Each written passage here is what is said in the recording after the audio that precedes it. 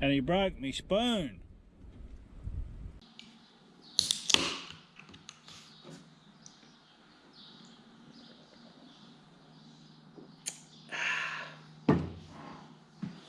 G'day everybody, doing the Q&A video today. So as you will know, if you've been watching along on the channel, I recently got to 1,000 subscribers and I put it to you, the viewers, to give me a bunch of questions to put together in a Q&A video.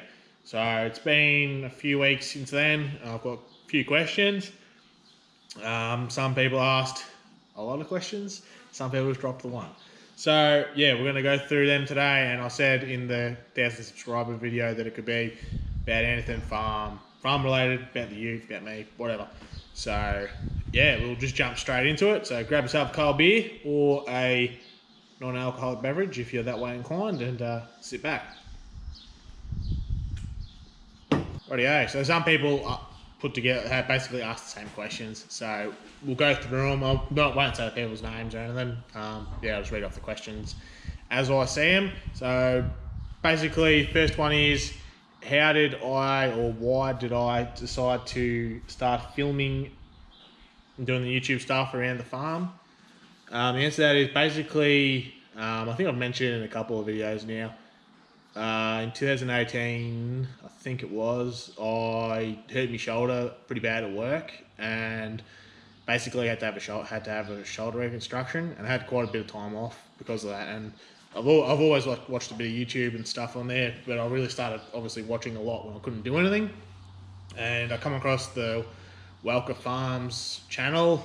Some of you may have heard of them. They're pretty big in America.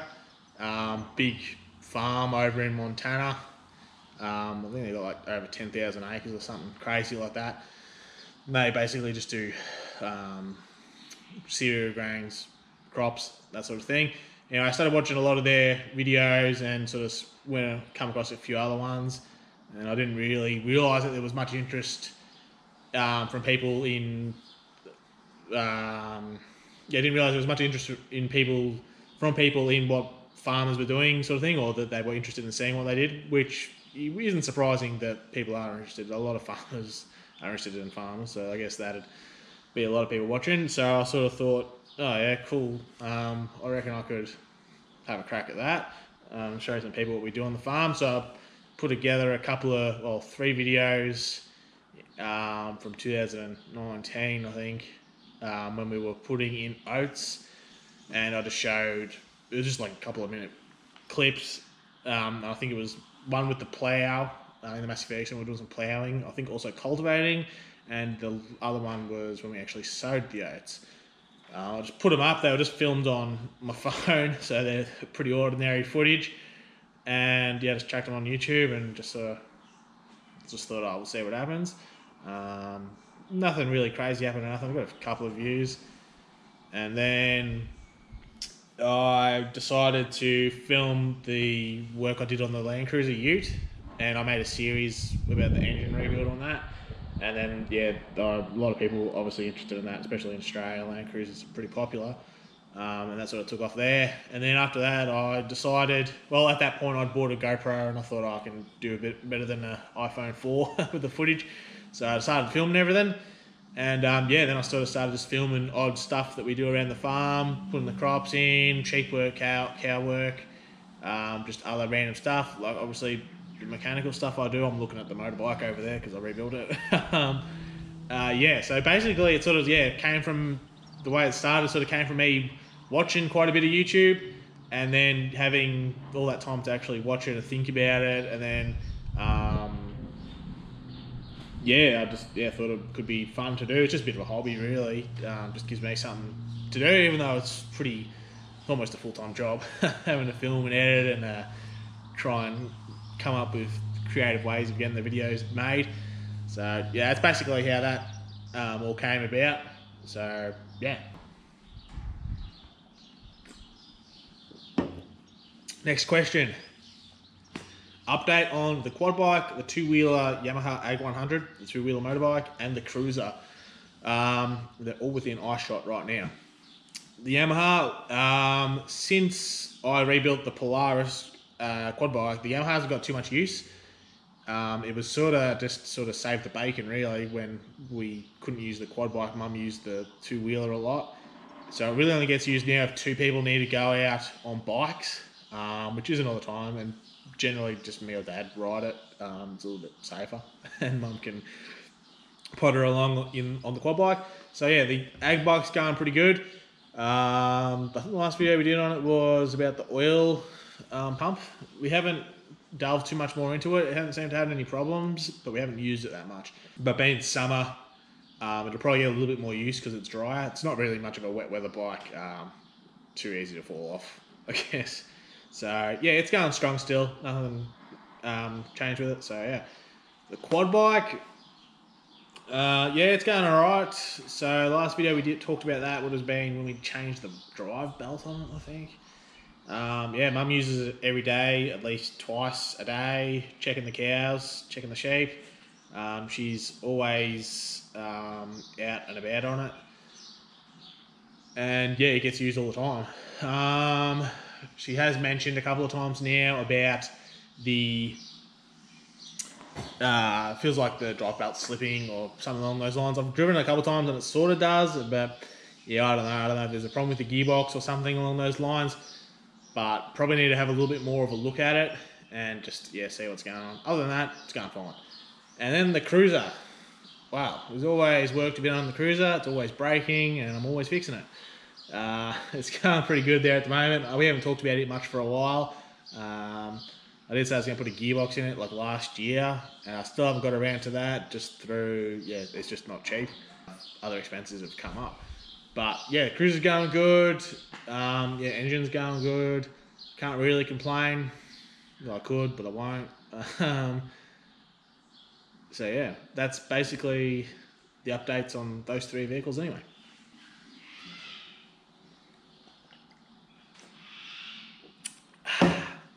Rightio, next one is the farm my main source of income? No, it is not. So the farm is actually not a source of income for me at all. I don't make any money working on the farm. It's basically all voluntary work, I guess you could say, which doesn't worry me. I love work on the farm. It is, I would say it's a lot more rewarding than my full-time job. So in the real world, I am a qualified diesel mechanic. I do that 5 days a week. Work for a truck dealership. We mainly work on Japanese trucks, or Isuzus. We do have also Iveco and Sanyong cars. But yeah, we do work on just about anything really. If a customer brings in a Kenworth or a Mack, we'll work on it. No questions asked. Or a trailer. We'll work on just about anything. So yeah, that's what I do. I've been a mechanic for about, I've been close to 10 years now. So I've been doing that for a fair while. So yeah, that's my full-time job. I think someone also asked if Dad, like in relation to Dad as well, is this his like main income?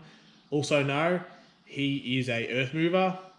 So he drives like bulldozers, scrapers, excavators, all that sort of thing. He does that 5 days a week as well. And that's why we generally are flat out on the weekends on the farm, because we both work full-time jobs. It's hard to get everything we need to get done on the farm. The only person here who's here is full-time is Mum. She's here every day of the week, and she's basically always checking the animals, making sure everything's all good, and just keeping an eye on everything. So she sort of mans the fort while, yeah, Dad's not here or I'm not here. So yeah, that's that one. Next one. What is your favourite tractor? Well, if you've been watching the hay videos, you should know that it's the Massey Ferguson 3505. Yeah, that tractor's been on the farm ever since I came along. Yeah, it's been a part of the farm. Dad bought it brand new back in the 80s. Still going strong. Wow. Yeah, it needs a rebuild, but it's still going strong. Yeah, I reckon it's just out of well, mainly the John Deere and that one, it's the better one. I think it's more comfortable, even though it's probably not more comfortable. I find it more comfortable, even though it doesn't have an aircon and just has a fan. It doesn't worry me. I'll sit in there in 35-degree heat, like no worries. I just love the looks of it. Just the straight bonnet, the what do you call them? Air cleaner out front with the exhaust. I don't know. I just think that's the best looking tractors were like that from like the 70s and 80s. I think that's where a lot of the best looking tractors came from. Yeah, and the John Deere. Don't get me started. We can make a whole video. We might even make a whole video comparing those two tractors, the John Deere 6310, the Massey Ferguson 3505, because I could rave all day about everything I hate about that John Deere. So yeah, that's that one. What is my favourite implement to use?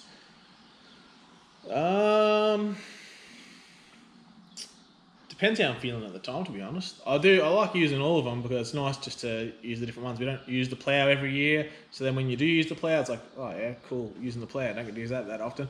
Or if we're using the cultivator, it's like, oh, good, get to use the cultivator. Scarifier we always use, so I'm not really that keen on the Scarifier.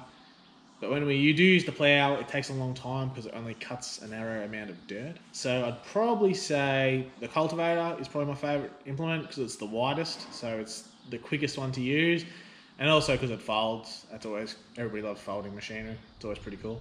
So probably the International 45 Vibro Shank cultivator would be my favourite implement to use.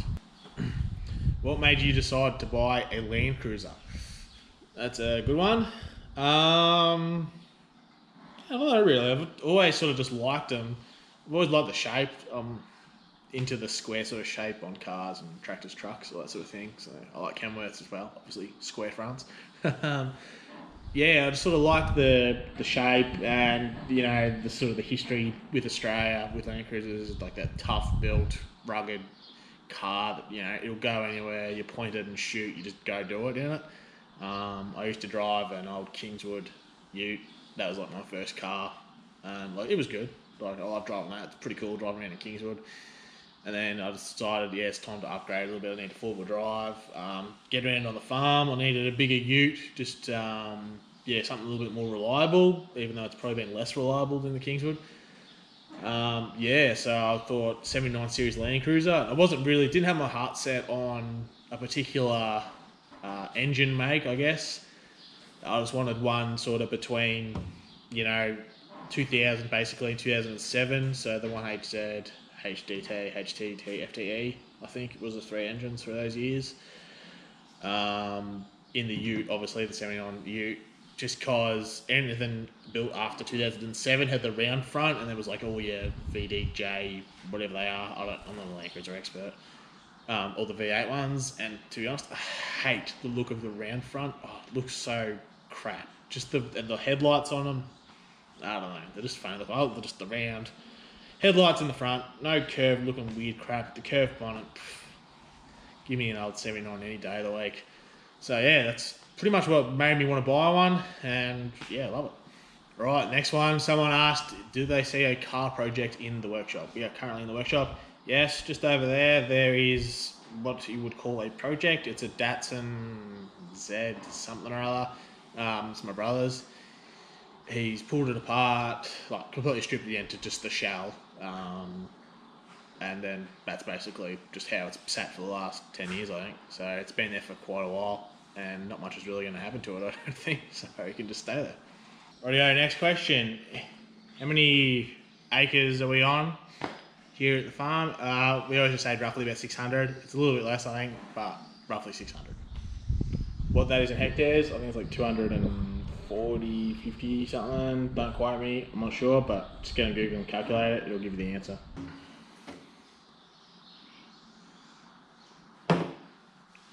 Is there a Mrs. Camshaft? As a matter of fact, unfortunately for all the lovely young ladies out there, there is a Mrs. Camshaft. She does appear in some videos occasionally. She hates being on camera, but she will occasionally lend a hand. And sometimes when you are seeing me driving around in the tractor out in the paddock, she's generally in the ute running along filming me. So yeah, there is a Mrs. Camshaft. Next one. Do you have any interesting hobbies? Interesting? I don't know. YouTube, I guess, is one of the hobbies. I guess that's fairly interesting. Other than that, don't do a great deal. Do go camping sometimes. Well, sometimes as much as I possibly can, which isn't that much. Try to go camping.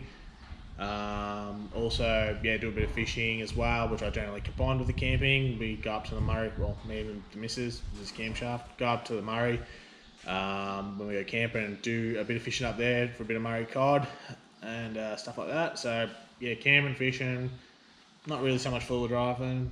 If there's an opportunity to four-wheel drive and we're in the ute, then yeah, but I don't really go out of my way to go four-wheel driving. That's not my sort of thing. So yeah, other than that, not a great deal. I used to surf, but then once I did my shoulder, I've actually had 2 shoulder recos. So yeah, no surfing anymore. And yeah, that's about it really. Next question. What sort of rifle is my go-to rifle? I don't think I've spoken about it a couple of times about shooting on the channel. I think there's a couple of posts on Instagram about shooting, but I don't really have a go-to rifle as such. I actually use Mum's old rifle, which is just a 22. I can't think of it now. I don't know if it's a Remington or a Winchester or something. But yeah, it's just a 22. That's good enough for killing foxes and rabbits around here, which at the moment there's plenty of rabbits. Usually we don't have many rabbits, but this year, just out of nowhere, there was shitloads. Yeah, so foxes, rabbits, the 22. Sometimes we'll use Dad's 222, which I think is a Winchester. I could be wrong. And yeah, use that for foxes. But I need to sight both guns in. Their scopes are not lined up, and I'm no expert with firearms, but I do need to actually just go out there with some rounds and just sort of sight them up a little bit better. Yeah, that's what I'm blaming for my inaccuracies anyway. All right, next question is a bit of a longer one. Give your opinion on a few of your favourite Toyota diesels, and do you think the 1H DT deserves all the hate it seems to cop nowadays? Can never have too much Toyota diesel chat. Yeah, as I said before, I'm not an expert on Toyota engines. It's not my bread and butter. All I can say is that all of the older ones, so I know more about the older ones leading up to the V8s than what I do about the V8s. So 1H DT, 1HZ, 1H DT FTE, or the 1H FTE, whatever the hell it is. They've all got their pros, they've all got their cons. Realistically, they're all a good engine. And it's once people start mucking around with them and they do things to them that they're not meant to do, it's when they become not as good as what they should be. For example, my ute has a 1HZ in it, which has been turboed. The turbo has caused problems to it, which has made the engine unreliable. Well, not unreliable, but it's just caused problems that I've had to sort out. Now, it's the same with all of them. You can muck around with them, and then you can ruin them. So, yeah, that's my opinion on Toyota engines. If you leave them stock, they'll last forever. They are bomb-proof if you leave them stock. It's once you start mucking around with them, putting turbos on them and doing weird shit, they become unreliable. I would love to have a FTE. I think out of I'll say those 3 engines, FTE is the one I would very much like to have. Even though it's probably got a little bit more computer stuff with it than what I would like. Yeah, probably the FTE. But in saying that, 1HZ, still a good engine. If you look after it, treat it right, it should last forever, really. So, yeah. And should the 1HDT cop any abuse? Well, I don't know. I can't tell you. I don't think there's anything really that bad with them. I think everybody will give Toyota engines grief, especially non-Toyota owners. And yeah, that's all I can say about that one.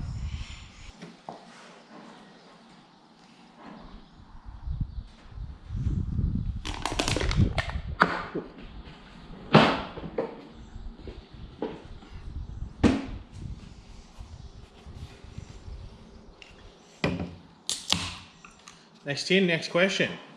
When am I going to compound turbo the 1HZ? Short answer to that is never. If I had the space, if I had the money, if I had the knowledge, then maybe I would. But yeah, I'm not compounding turbo in that engine. I think it struggles with just one turbo, let alone 2. So that's the answer to that one. Rightio, next question is a bit of a long one, relates to the ute again.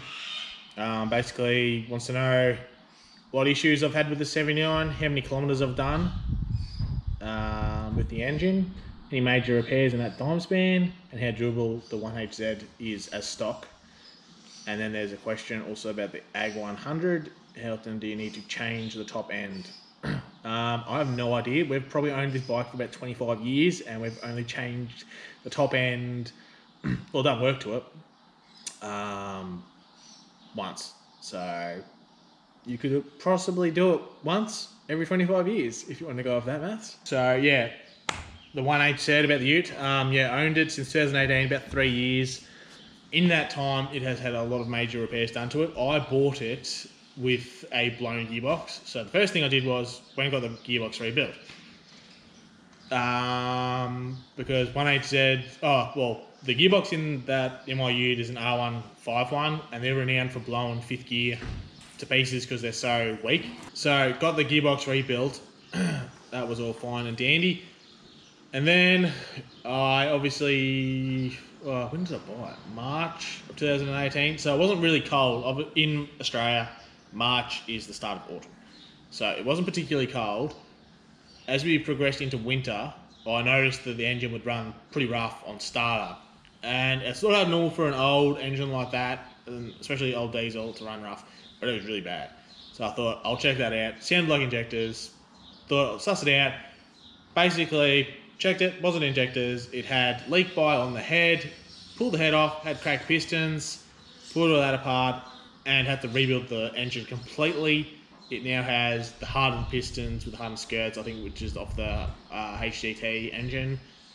Fully rebuilt the engine, top to bottom.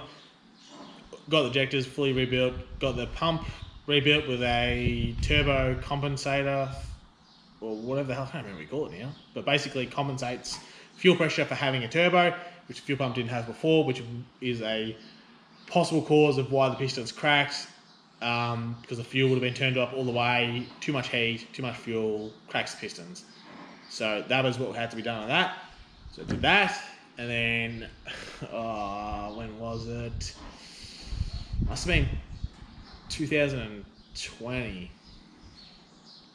Me and Dad were actually off to the Horsham field days, and the gearbox shut itself. And it turned out fourth gear had busted a bunch of teeth off, and had to get the gearbox rebuilt again. So, joy of joys. Wasn't impressed about that. And that's when I decided then and there that I needed to change that gearbox out. So get rid of the R151 for a H150, which I think is in the 80 series. And there's basically a mob in Melbourne that makes these gearboxes, and they're meant to be bulletproof. So, sort of in the process of saving for that, so I can swap it over, because that gearbox in the Cruiser right now is a ticking time bomb. How many kilometres has the Toyota got? I think it's about 320,000. And I've done about 40,000 Ks with it, and it's probably done 35,000 with the engine rebuild. So yeah, it's still a baby really in Landcruiser talk. So hopefully we can get to 1 million without having to have another engine rebuild. Right, so a few people asked if we could do a farm tour or farmyard tour and show the farm. Yes, we can. Not in this video because it will go for too long. But yeah, it's definitely a future video we can make. We can do a bit of a tour, show you around the machine yard, the sheds, the machines, show you out on the farm, all the different paddocks, what we call them, what they're there for, blah, blah, blah, etc., etc. So maybe in a future video we can do that. Another question relating to the ute. This is a good one. When can I have my ute back? The answer to that is never. That'd be from one, I think Dean is his name. He's the original owner. I think it's had 3 or 4 owners since him, and he was the one who actually built it. So he put the engine in there, he painted it the colour that it is, he built the tray himself, he built the stacks, he designed all that, and the snorkels as well. So he's basically the original creator of the ute. And yeah, the answer is never. You can never have the ute back. It's mine now. And stiff.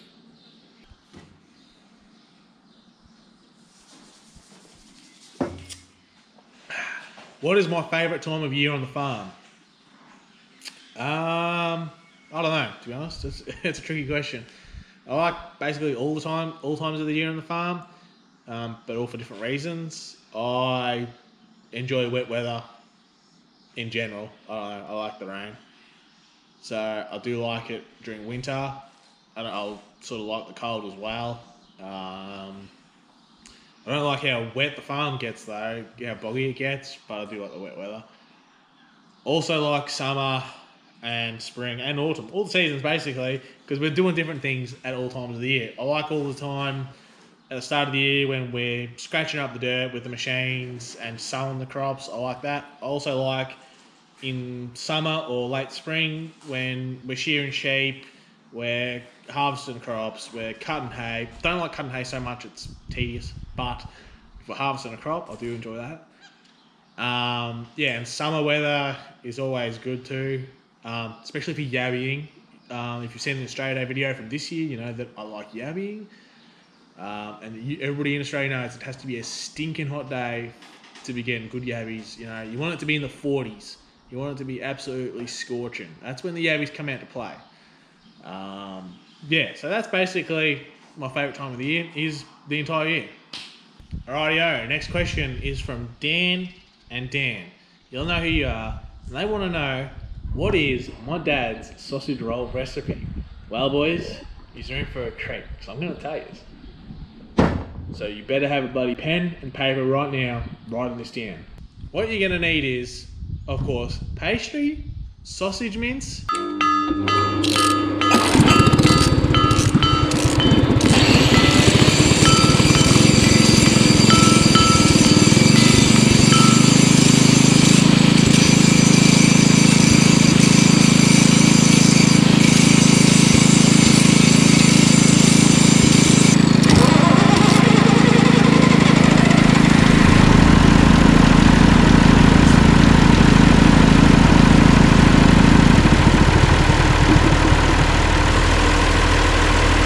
bone them in the oven, 250 degrees, cook until golden brown, you rip them out, you have a chomp, and you say, by Jingos, that's a good sausage roll.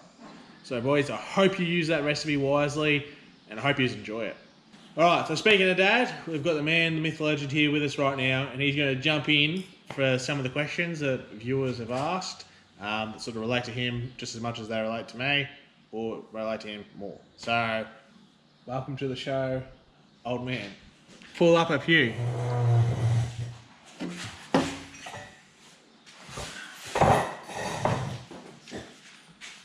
Right. Is that right? Ooh, give me not bad. Give me the crap chair.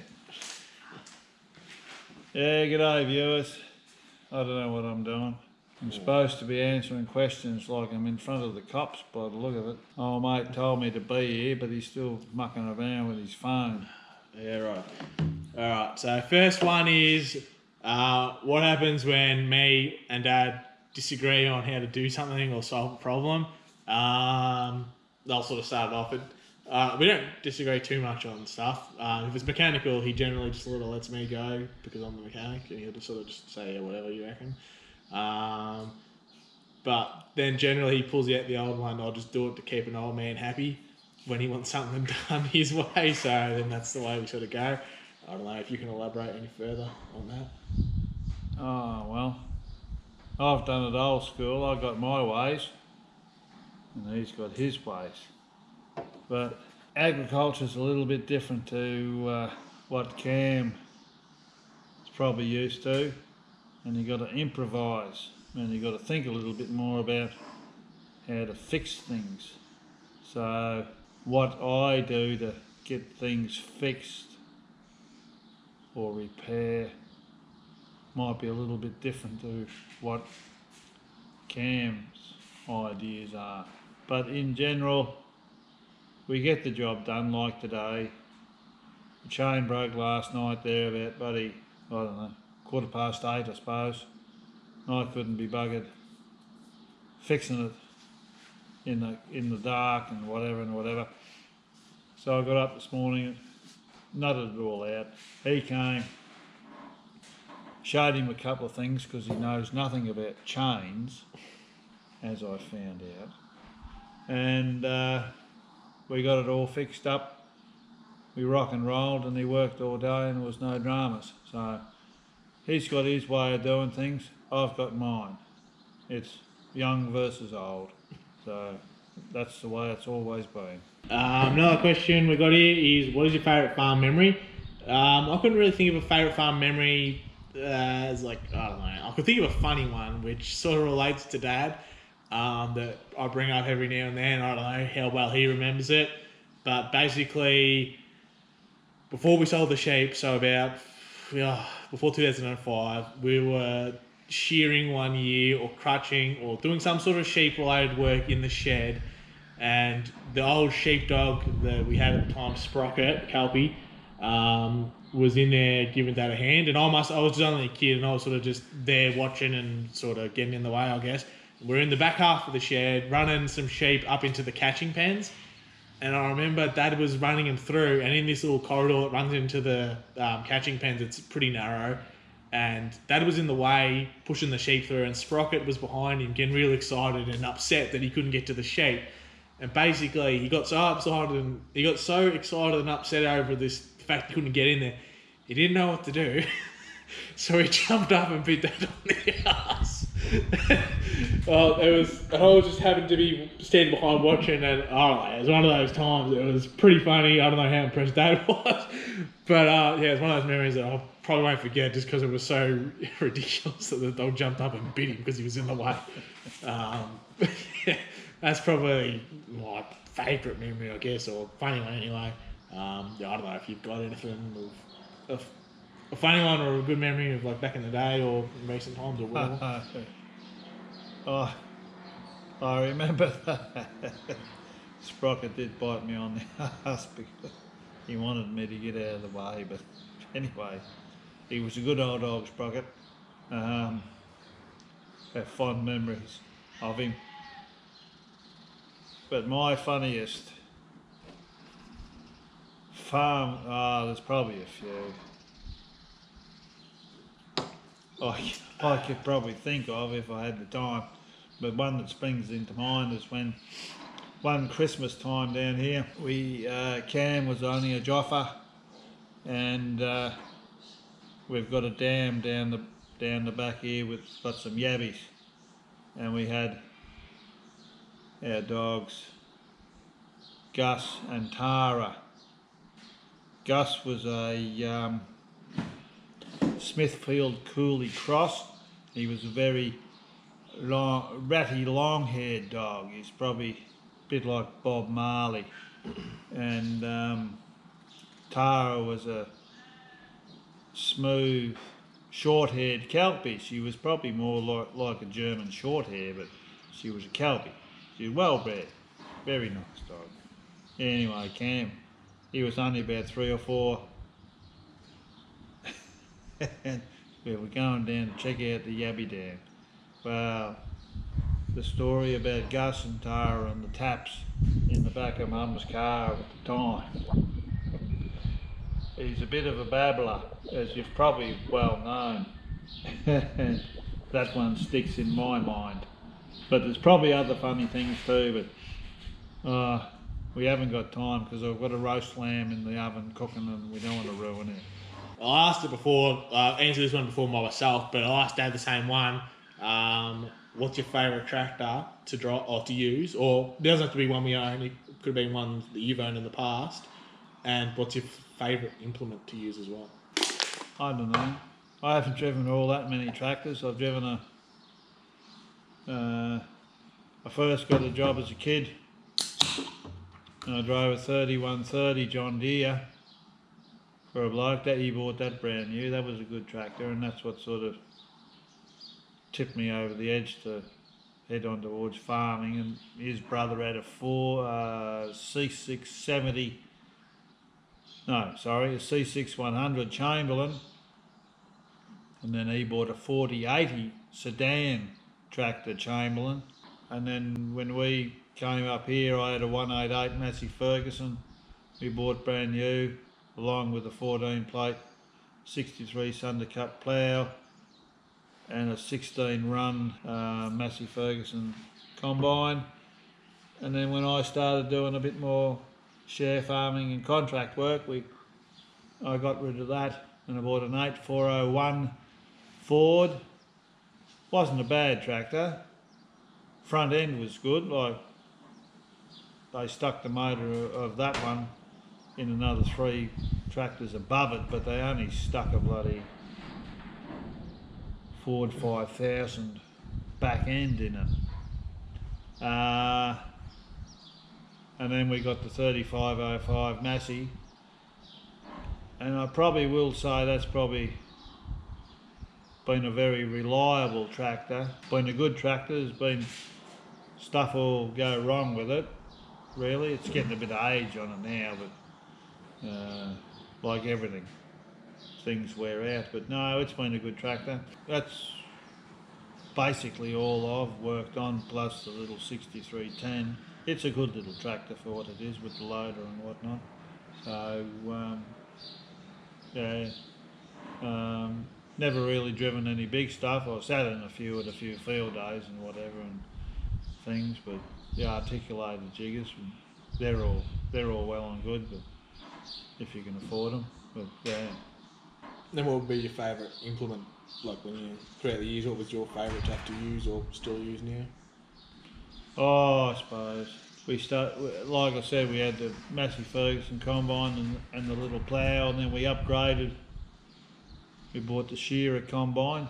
That was pretty whiz bang back in the day, and then we bought an International 22 plate plough, a 1.6 off a bloke up at Corowa, because he went to the clearing sale at International in Melbourne and bought a heap of them. I think when we priced one to buy, because they were a good plough, it was about $9,000 back in the day. Anyway, we ended up getting this one off this bloke for about $4,000. Brand new, nothing wrong with it. Straight out of the International Harvester factory down there in Melbourne. So, and we had an Ackland Wheatlander cultivator, 24 foot initially, and then when we got the bigger tractors, we went and saw old, I can't think of his name now, Mr. Ackland up there at Rapania, and we extended it out to 30 feet, and then we started handling a bit more trash. So the old man and I went up to Warwicknabeal and bought a International Vibrashank cultivator, which had wide spacings. I think if I'd known now if I knew then what I know now, I probably would have turned my nose up at it, because it was pretty well worn out. So, but we've done a few repairs on it and replaced a few things. For what Still goes alright for what it is. Yeah, no, it's a good machine, and I put the springtime arrows on the back because I was going to put a boom spray on it as well, so I can incorporate the spray into the ground while I worked it. But yeah, that's all sort of changed. So best implement, I don't know. They're all pretty. Once you've driven or pulled one thing, you've pulled them all. So I don't know. I said the Vibrashank just because it folds and it's the fastest implement to use because it covers a wide space. Yeah, I had a set of Gold Acres Harris bought off old mate up there at St Arnott. Initially they were, it was 34 feet, but like I said, when we got the bigger tractors, I extended that out to 40. I sort of designed it up another, designed the wings so they stretched it out. That was pretty good because you could cover, I could do about 20 acres an hour and get over the ground pretty well. Make a heap of dust. Look impressive. Next question, we'll sort of join these two together. I'm not exactly sure what the horsepower is, but I think Dad's got a rough idea. What is the horsepower difference between the 6310 and the 3505? So I think it was 3505 Not 110 new, isn't it? Or was one? The 3505 was 110 engine horsepower.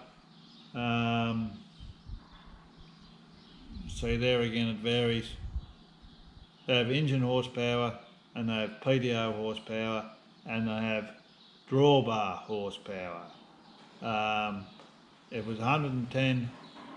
I don't know what that equates to gigawatts or whatever it is now they're talking, but yeah, I think from 110 at the engine, it went down to about 98 at the drawbar. I can't think what the PDO was because we never really worried about that all that much. And I think the John Deere was about 100. I'd have to look it up. Basically, the tractors are roughly very similar horsepower. At new, they were probably a bit more of a difference, but now the 3505's got a few years on it. They're probably pretty close. The John Deere 6010's a 4-cylinder turbo, but I think the turbo would make all the difference in bringing that horsepower up to what the 3505's got. The next part of this question is, will we use the 6310 to seed or like sow the crop next year? But we could also say, will we use that for any dirt work next year? What are your thoughts on that? We were planning on maybe doing a little bit of dirt work, but it just didn't pan out that way because we got a bit more horsepower out of the 3505 early on, so we didn't really need to use the John Deere. But what are your thoughts? My idea was I wasn't going to use it as a broad acre tractor. We were hoping to get the motor rebuilt and do a few other things on it, and use the Massey for do all the heavy work, and use the John Deere for basically a bit of hay work. It's good on the round baler because it's got a great selection of gears. Yeah, with the variable transmission, it's a lot easier to use. Yeah. You don't have to do as much clutch work as well. It's not as heavy as the Massey Ferguson. Especially with our old baler, because working it on the Massey, it's hard on the clutch because you sort of got to stop and let it roll up, and then you got to feed a bit more into it. Then when you stop it again, naturally you take it out of gear when it's wrapping. But yeah, with the John Deere, you can just slip it out of gear, let it roll up, put it into gear, go a bit further and stuff a bit more in it, and then slip it out, then wrap it up. It's great for that.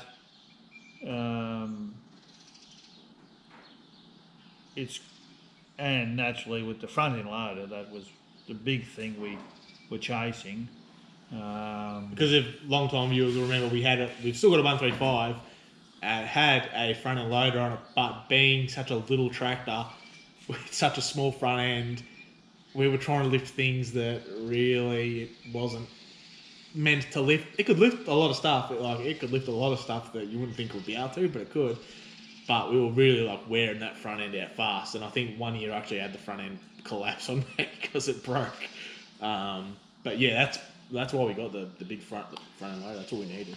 Well, it was more of a case of trying to find a tractor with the front end loader with front wheel assist, because when it gets wet up here, it's a pain.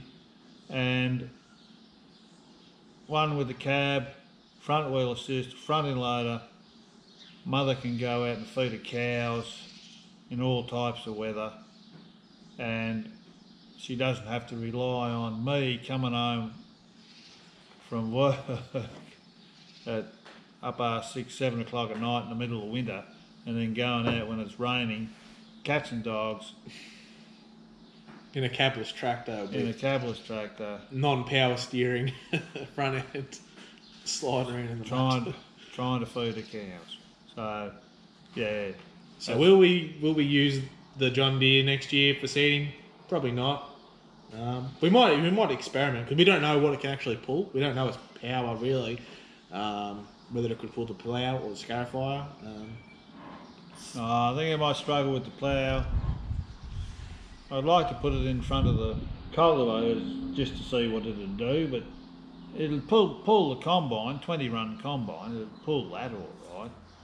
But the way we're sort of set up in the, it's handier bringing out seed and super and putting on the old semi than doing that while 3505 pulls combine. Next question, please. Well, on the topic of the combine, someone asked, how often do we change the points on the combine? I don't think I can remember if we ever have, to be honest. It's not a case of that it does that much breaking of the ground, though. It's usually because the ground's already worked. It doesn't wear as hard. How long's a piece of string? I suppose I could put back when I was full on farming, I used to crop about 1,500 acres between here and all my share farming properties. I was probably a bit of a Angus. I'd probably put a new set of points on every year and I'd wear them right out. It depends on your soil conditions. Like we're in pretty heavy clay sort of soil here, and it will tend to wear them out a bit quicker, whereas your some of your loamy soils too. But yeah, 1,500 acres, if I put a new set on at the beginning of the sowing season, I'd get through.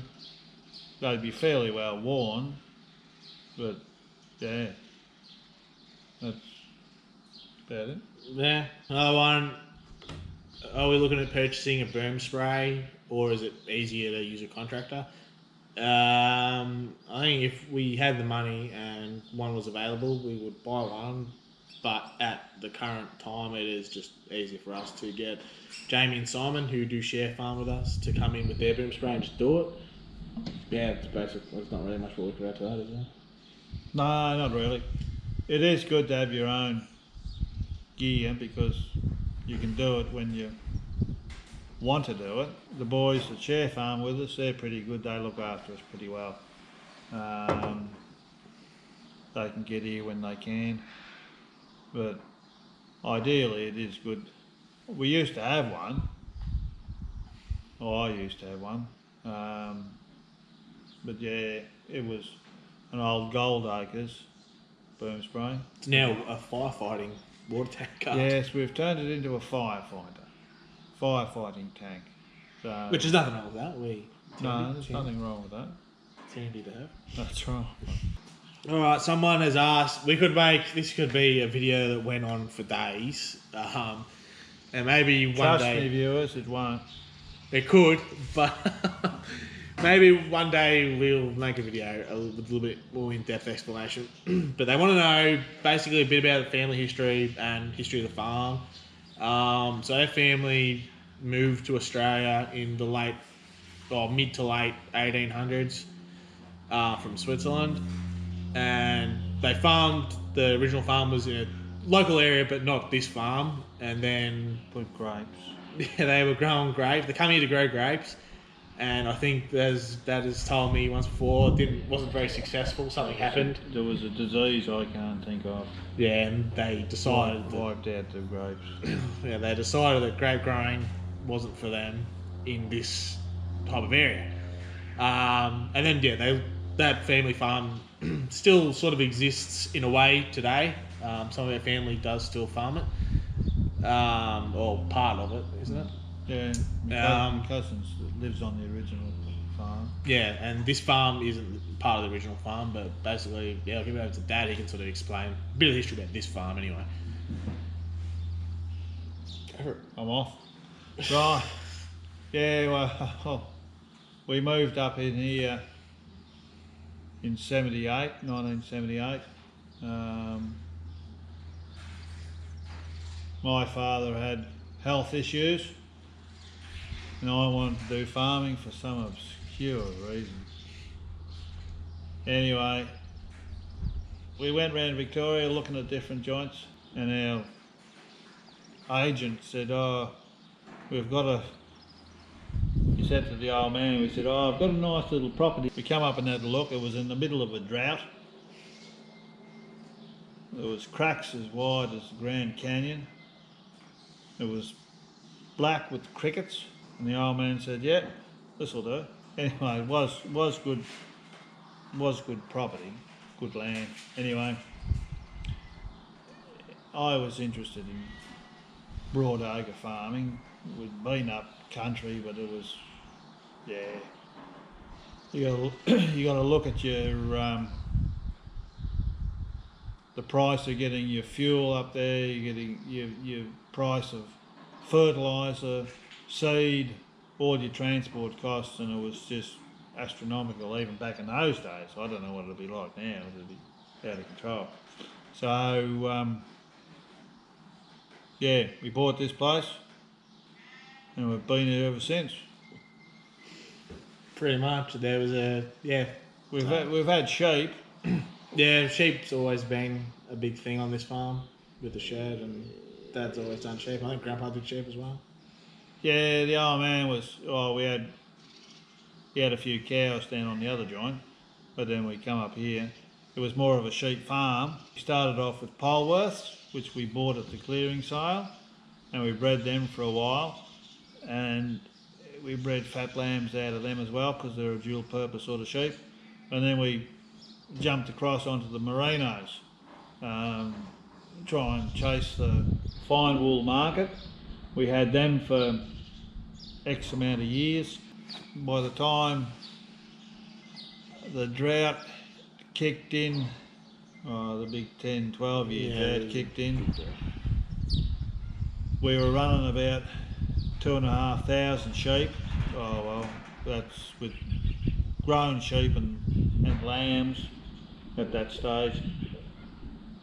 And I was working 6 days, sometimes 7, for the earth mover, because he was giving me more money than what I'd make off this joint, and it was got a bit much to handle, so we decided to chuck it in and lease it to a few blokes. Wow, what a shambles that was. They just treated it like it wasn't theirs. So we had 3 blokes come in. The last bloke we give the flick. We were going to sell it. Anyway, no one could come up with the right price, and by the time they did, everything we were looking at had gone. So Mother and I decided to say, well, stuff it, we'll stay here. It's like buying a new farm. So Start again. Start again here with fencing, and she got into cows. She's doing great with the cows. We were mucking around with them today. We got a few sheep. If I could spend more time with the sheep, I could probably do them a bit better. Cam's coming out and give us a hand with the machinery and the hay and whatever else. So yeah, I could probably babble on more about it, but he told me to keep it short. Yeah, maybe one day if there's enough interest, we can make a video about the history of the farm, a proper one. But basically, if you're watching the channel and you think to yourself, gee, they got a lot of old equipment, sort of the reason is because when they decided to lease the farm out, there was no need to buy equipment after that. Well, we could just make do with what we had. So there was a good long time there, about 15 years, I think, where we didn't really farm. Like, we'd make hay every now and then for mum's horses or whatever, or for a bit of cash money on the side. But yeah, we didn't need any to upgrade anything. That's why a lot of our stuff's so old. And that's, yeah, basically it. We get the job done with it, no dramas. But if you're looking at it, oh well, dramas included, but it still gets the job done. Yeah, so in 2005, I think we sold, or Dad and Mum sold all the sheep, and then leased it out to people in the area who came along and tore up the fences, put in raised beds, left their crap laying around and their dead sheep, and we said, that's enough, get off, this is our farm, and we'll do with it what we want. So that's basically a brief history of this farm. Obviously there's a lot of period on a different farm, and maybe we'll talk about that at a different time. All right, next question. There's a couple of questions in this one. They've sort of asked a bit of farm history, which we've already answered, and how, in our opinion, farm machinery has changed over the years and how it's sort of affected how we farm on the farm, which we're still using pretty old equipment, so it hasn't changed that much for us. Other people obviously probably has with more modern. We got rid of the horses. no horse-drawn equipment here. We've still got the stuff to make it happen if we wanted to. We've got saddles and all the sort of gear. If we were, we'll just narrow this down to one piece of machinery each. What piece of machinery would we upgrade or replace if we could? Just one. I'd probably say, I'm gonna say the slasher, just for a bigger one. It takes a long time. Just the slasher. I'd replace the slasher. Yeah, right. Well, when the original owners of this property were here, the people we bought it off, they had a Ford 3000 tractor and a 7-foot little cultivator that went on the back of it. They had a 6-foot Irish slasher, and they used to get people in to contract their hay baling, and that kept them happy because they were more sheep people, which is fine.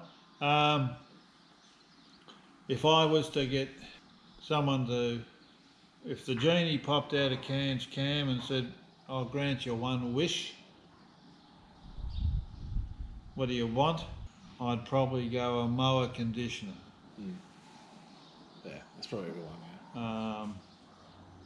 Because up here we've got a lot of, there's stone all over the paddocks, and the slasher we got will handle them.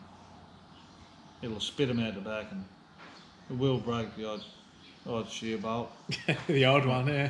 It might break the odd blade, but with some of these modern day disc mowers, they just wouldn't cut the mustard because we've got surface stone, not a lot, but it don't take a lot to break things. No. So that's why back when we came here, the bloke I used to do a fair bit of work for when I was a joffer, and he said, if you're going to get something, get a rotary slasher because they will handle a stone or rougher conditions, and that's what we went for. So, but then again, if you're going to get a mower conditioner and you were sowing out a paddock, you'd probably get a roller and you'd roll any small stone. Yes, dear, you're on video at the moment. Yeah, rightio. When are you coming up to tea? Yeah, we'll be up in like 10 minutes. No worries. So, Mower conditioner is what you'd want. If you could get something there. Oh, well, got a decent round baler. Just one. Not everything. No. Alright. You get the round baler, I'll get the conditioner. Round baler would be good. Next one is, we've sort of answered it in a bit about the farm history. Have we always had Dohne sheep? Answer is definitely not. We have not always had Dohne sheep. What did you start off with again? When we bought the property, the people that ran it, they had Polworth sheep. They're a dual purpose type sheep, but they're a stronger, they're a little bit stronger than merino. They're quite good sheep actually. They cut you a lot of wool. But we sort of carried on with them being a dual purpose because we could put a fat lamb ram over them, and we used to produce fat lambs as well. And then we decided to depart from them and go into merinos and get into the finer wool market, because back then when we did that, the wool wasn't bringing bad money. So we ditched the Polworths, which was a good thing because the shearer was sick of shearing them because they were as big as a house. And we went into the Merinos, and we were breeding them.